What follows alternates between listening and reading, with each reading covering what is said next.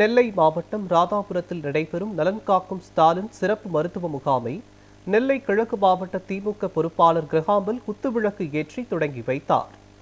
இந்த மருத்துவ முகாமில் கர்ப்பிணிகளுக்கு ஊட்டச்சத்து உபகரணங்கள், மாற்றுத்திறனாளிகளுக்கான அடையாள அட்டை, பயனாளிகளுக்கு மருந்து பெட்டகம் ஆகியவற்றை கிரகாம்பல் வழங்கினார்.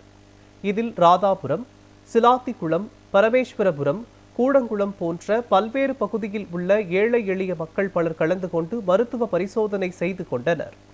இந்த முகாமில் 17 வகையான நோய்களுக்கான மருத்துவ சிகிச்சை அளிக்கப்பட்டது.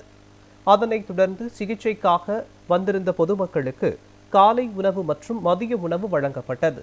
நிகழ்ச்சியில் மேற்கு ஒன்றிய செயலாளர் ஜோசப் வெல்சி, ஊராட்சி மன்ற தலைவர்கள், திமுக தொண்டர்கள் பலர் கலந்து கொண்டனர்.